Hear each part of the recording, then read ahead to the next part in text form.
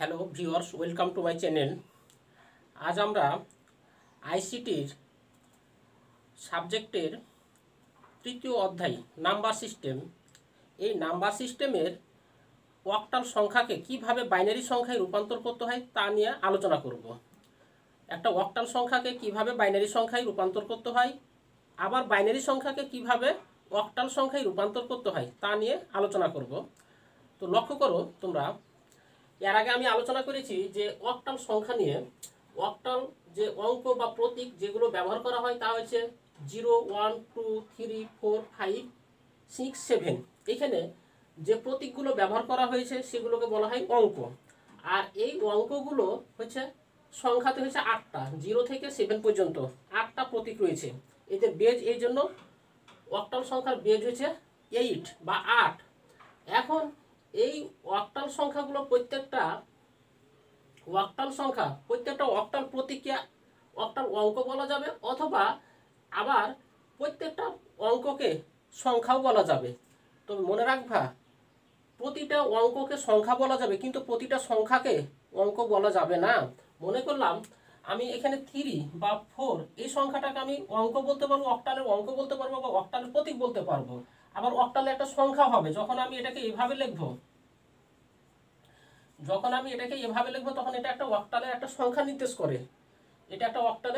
নির্দেশ করে, কিন্তু আমি এটাকে আবার প্রতীক বলতে পারবো না। তবে এটাকে আমি প্রতীকও বলতে পারবো, অঙ্কও বলতে পারবো।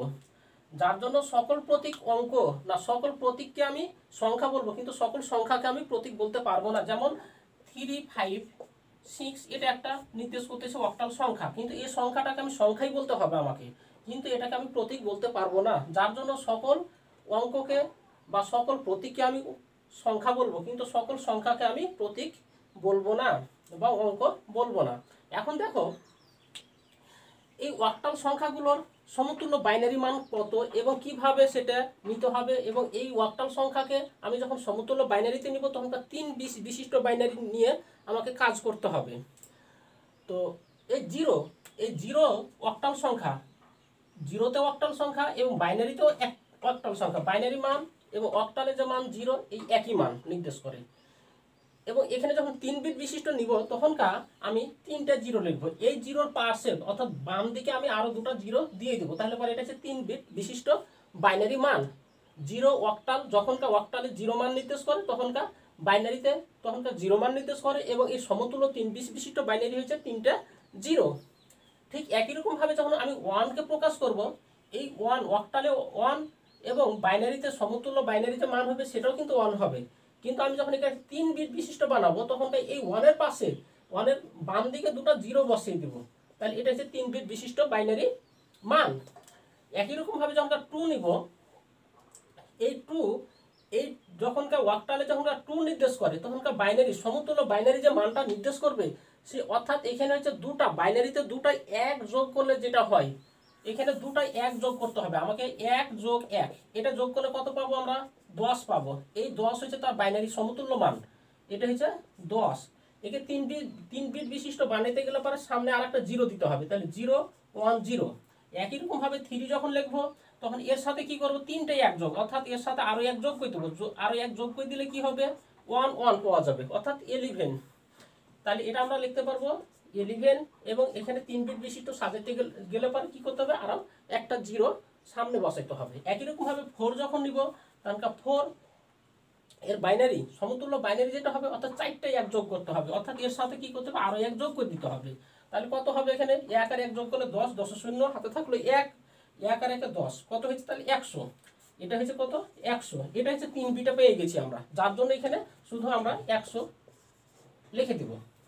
একই রকম ভাবে যখন 5, এই 5 কি হবে? এর সাথে আরো 1 যোগ করতে হবে, তাহলে কত হবে? 101। তাহলে 101, এটা ইকুয়াল টু 101। এটাও 3 বিট বিশিষ্ট, যার জন্য আমরা সামনে আর 0 বসাবো না। একই রকম ভাবে যখন 6 নিব, অর্থাৎ 6টাই 1 যোগ করতে হবে, অর্থাৎ এখানে হচ্ছে 5টাই 1 এর যোগফল। এর সাথে কি করব? আমি আরো একটা 1 যোগ করে দিব, তাহলে পরে কত হবে? এটা হবে তখন 1 1 যোগ করলে 10, 10 শূন্য হাতে থাকলো 1, 1 আর শূন্যতে 1, আর এই 1 বসে গেল, তাহলে কত হচ্ছে? 110। এর জন্য এর বাইনারি সমতুল্য মান হচ্ছে 110। এটা হচ্ছে 3 বিট বিশিষ্ট নিতে গেলে 110 পাওয়া যাবে। এখন আমি যদি 7 নিই তাহলে পরে কত হবে, আরো 1 এখানে যোগ করে দেবো, তাহলে কত হবে 1 আর 0 যোগ করলে 1 নেমে গেল, এখানে 1 নেমে গেল, কত হয়েছে 3টাই 1, অর্থাৎ এখানে তাহলে 111 তাহলে এটা হয়েছে অক্টাল মান হচ্ছে এগুলো 0 থেকে 7 পর্যন্ত 8টা ডিজিট। এখানে সমতুল্য বাইনারি মান হচ্ছে এগুলো, এবং এগুলো হচ্ছে 3 বিট বিশিষ্ট মান। এখন এই অক্টাল থেকে বাইনারি রূপান্তর করার নিয়ম হচ্ছে যে অক্টাল সংখ্যাগুলো রয়েছে, এই অক্টাল সংখ্যাগুলোকে 3 বিট বিশিষ্ট বাইনারি মান বের করে পাশাপাশি অবস্থান করলে বা পাশাপাশি বসাইলে পরে আমরা বাইনারিতে মান পেয়ে যাব, সেটা বাইনারি মান পেয়ে যাব। তাহলে এখন আমরা দেখি কিভাবে করতে হয় অক্টাল সংখ্যাকে বাইনারিতে রূপান্তর করার নিয়ম।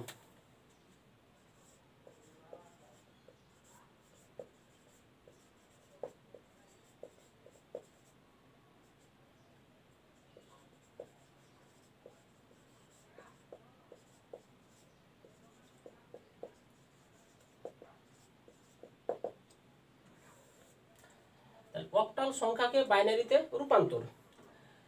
তো আমি একটা বাইনারি অক্টাল সংখ্যা লিখি এবং সেটার বাইনারি কিভাবে বের করতে হয় দেখি।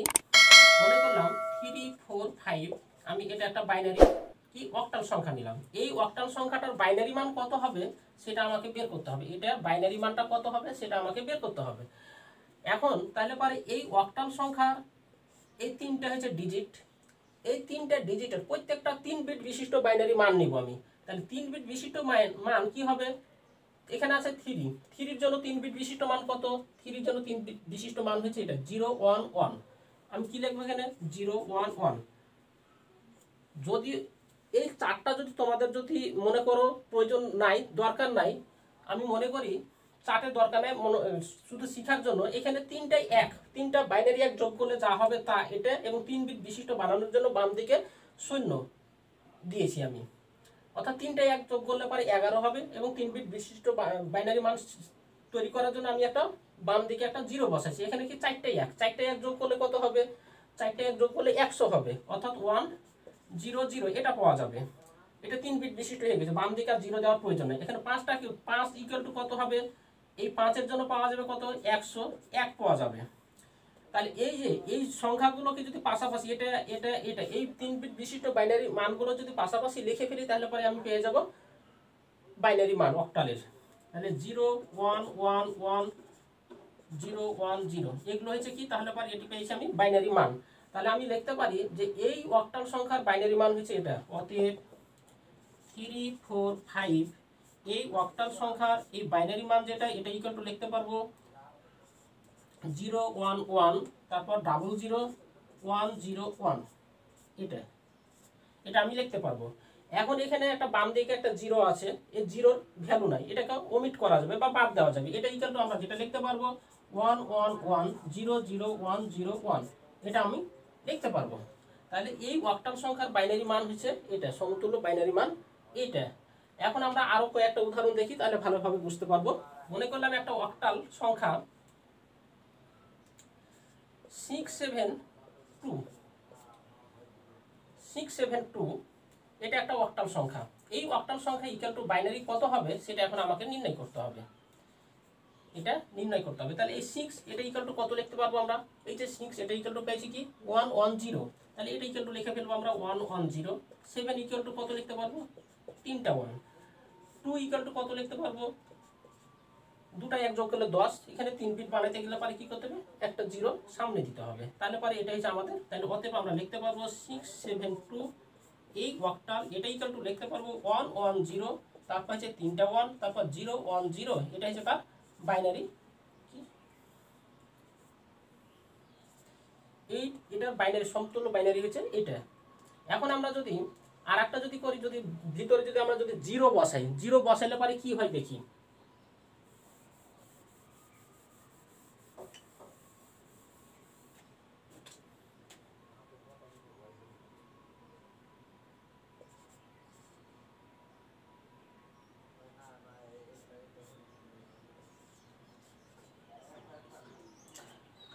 মনে করলাম একটা অক্টাল সংখ্যা 401 এই সংখ্যাকে আমি বাইনারি সংখ্যায় রূপান্তর করব। তাহলে কি করব, এখানে এই 4 এর সমতুল্য বাইনারি 3 বিট বিশিষ্ট সমতুল্য বাইনারি যেটা পাওয়া যাবে, এই যে দেখো এখানে 4 এর সমতুল্য 3 বিট বিশিষ্ট বাইনারি হচ্ছে 100। তাহলে আমি এটা লিখবো কি 100, অর্থাৎ 4টা 1 যোগ করলে পরে এটা হবে। এবং এই জিরোর জন্য সমতুল্য বাইনারি হবে 3টে 0। এই যে এখানে প্রথমে যেটা লিখেছি জিরোর অক্টাল, এখানে হচ্ছে জিরোটা অক্টাল, এর বাইনারি হয়েছে সমতুল্য বাইনারি হয়েছে 3 বিট বিশিষ্ট হয়েছে 000। এই একের জন্য কত পাওয়া যাবে, একের অক্টাল এবং বাইনারি অক্টাল মান 1, কিন্তু 3 বিট বিশিষ্ট সাজাতে গেলে কি করতে হবে, সামনে আরো দুটা 10 বসাইতে হবে। এখন এটা ইকুয়াল টু কত লিখতে পারবো, অতএব 401 এই অক্টাল এটা ইকুয়াল টু আমরা লিখতে পারবো 100, তারপর আবার 000 আছে, তারপর আবার 001। এটা হচ্ছে আমাদের বাইনারি মান। এভাবে আমরা অক্টাল সংখ্যাকে বাইনারি সংখ্যায় রূপান্তর করতে পারি। এখন আমরা কিভাবে একটা বাইনারি সংখ্যাকে অক্টাল সংখ্যায় রূপান্তর করব সেটা এখন আমরা দেখব।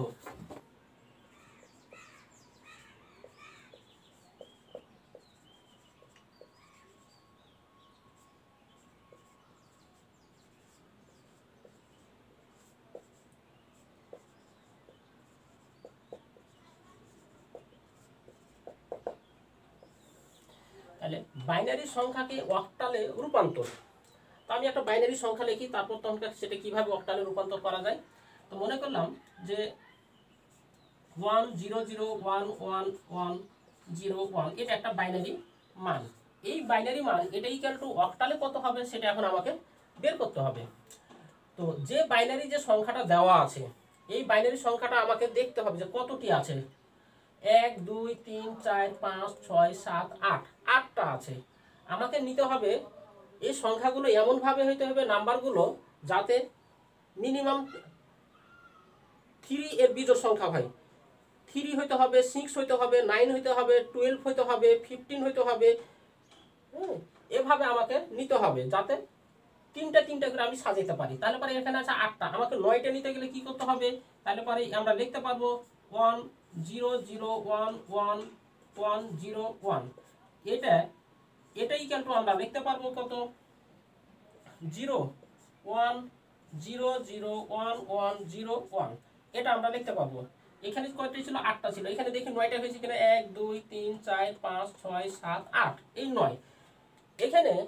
এখানে যে বাইনারি মান ছিল এখানেও সেই একই বাইনারি মান, কারণ এখানে বাম দিকে একটা আমি শুধু 0 বসাইছি, যার জন্য জিরোর কোনো ভ্যালু থাকে না, যার জন্য এটা ইকুয়াল টু এটা। এখন এটা শুধুমাত্র 0 বসালাম কি জন্য, 3 বিট বিশিষ্ট বাইনারিতে রূপান্তর করার জন্য।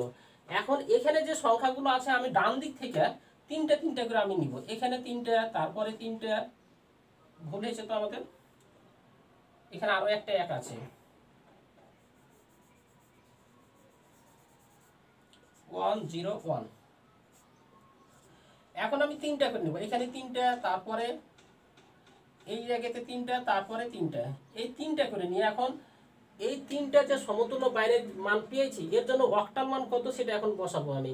010, এখানে দেখো 010, এটা কার জন্য পেয়েছি আমরা, এর 2 এর জন্য। তাহলে এখানে আমরা কি লিখবো, এর নিচে আমরা লিখবো 2। তারপর দেখো এখানে 011 এটা কত, এটা হচ্ছে 3।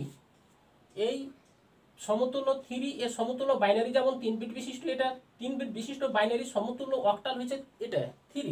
তাহলে এটা ইকুয়াল টু আমি লিখবো কত, 3।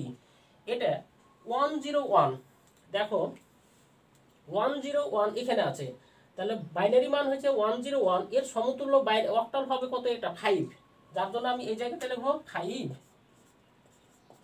অতএব আমরা লিখতে পারি সরাসরি এই অংশটুকু সমান হয়েছে এটা অক্টাল 1001101 এই সমতুল্য বাইনারি এর জন্য সমতুল্য অক্টাল, এটা ইকুয়াল টু লিখতে পারবো সমান চিহ্নটি, তারপরে সুবিধা হবে 235।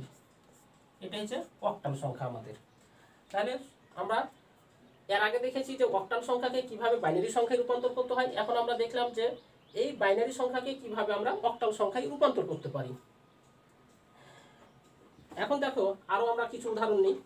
মনে করলাম 1011, এই একটা সংখ্যা আছে, এই সংখ্যাটা হচ্ছে বাইনারি সংখ্যা। এই বাইনারি সংখ্যার এর অক্টাল সংখ্যা কত হবে, তাহলে এটা ইকুয়াল টু কত লিখতে পারবো, এই সংখ্যাটাকে আমরা লিখতে পারি কত, এখানে কতটি আছে, 4টা আছে, তাহলে এখানে আমরা কি আরো 2টা জিরো বসিয়ে দেবো, তাহলে 6টা বানাবো, তাহলে 0 0 1 0 1 1 এটা পেলাম। এখন এই সংখ্যাটাকে কি 3 বিট করে আমরা ভাগ করে নিব, এখানে 3 বিট এখানে 3 বিট, তাহলে এই 3 বিটের জন্য এটা কত লিখতে পারবো আমরা, শুধু এখানে 1 লিখতে পারবো, এখানে কত লিখতে পারবো 0 1 1 0 1 1 কোথায় আছে, এখানে 0 1 1 এটা, তাহলে পরে এটা ইকুয়াল টু কত 3 লিখতে পারবো, তাহলে এই অংশটুকু সমান আমরা লিখতে পারবো 3, তাহলে আমরা লিখতে পারবো অতএব 1 0 1 1 বাইনারি, এটা ইকুয়াল টু আমরা লিখতে পারবো 1 3 অক্টাল। এগুলো ছিল আমাদের পূর্ণ সংখ্যা বাইনারি থেকে অক্টাল। এখন আমরা দেখব যে এই ভগ্নাংশ সংখ্যা যদি থাকে তাহলে পরে কিভাবে বাইনারি থেকে অক্টাল তৈরি করা যায়।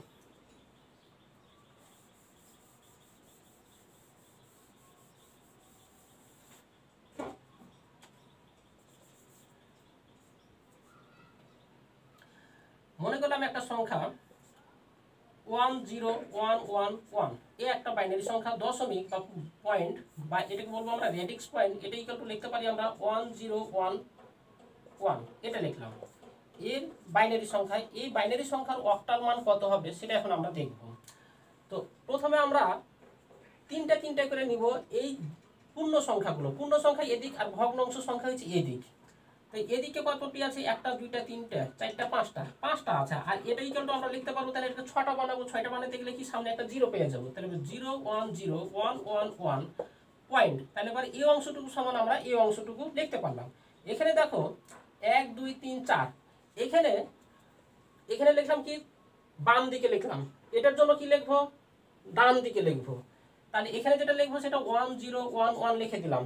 এখানে কতটি আছে, 4টা ডিজিট আছে, তাহলে আরো কি করতে হবে, ডান দিকে আরো 2টা 0 যোগ করতে হবে, তাহলে এটা আমরা লিখতে পারি। তাহলে এটা আমরা কি পেলাম, বাইনারি পেলাম। এখন এটাকে কি করবো আমরা, এখন 3 বিট করে সাজাবো, এখানে 3 বিট এখানে 3 বিট এখানে 3 বিট, তাহলে এটা ইকুয়াল টু কত লিখতে পারবো 1 0, এটা ইকুয়াল টু লিখতে পারবো আমরা 2 লিখতে পারবো, এটা ইকুয়াল টু কত লিখতে পারবো 7 লিখতে পারবো। এখন এখানে কি আছে, দশমিক আছে, দশমিক দিয়ে দিলাম আমি। এখানে এটা কত পাবো 101, 101 কত, এটার জন্য কত পাবো আমরা 5, এখানে কত আছে 100, এটা হচ্ছে 4, তাহলে এই অংশটুকু, তাহলে পরে এটা ইকুয়াল টু আমরা লিখতে পারি 27.54, এটা হচ্ছে আমাদের অক্টাল। তাহলে এটা যখনকার দশমিকে যখনকার বাইনারি ছিল তখন দশমিকে আমরা অক্টাল সংখ্যা পেয়ে গেছি। এর আগে আমি তোমাদেরকে দশমিকের অক্টাল সংখ্যা শিখেনি, এখন আমরা একটু দশমিকের অক্টাল সংখ্যাটা কিভাবে হয় সেটা এখনকার দেখিয়ে দেবো, বা ভগ্নাংশের অক্টাল সংখ্যা।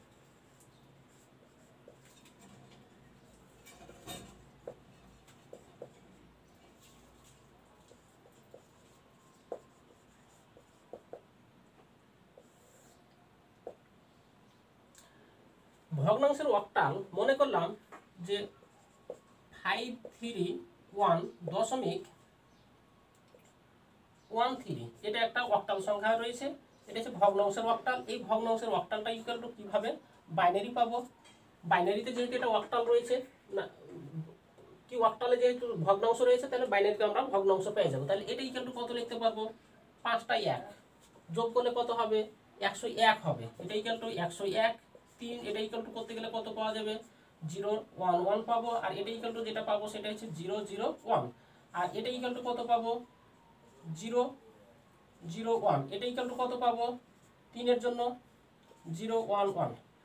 এখন দশমিক আছে কোন সংখ্যার পরে, এই যে এই সংখ্যা 1 এর পরে, তাহলে এটার পরে দশমিক, তাহলে আমরা লিখতে পারবো অতএব 531.13 অক্টাল, এটা ইকুয়াল টু 10101001001.001011, এটা আমরা বাইনারি।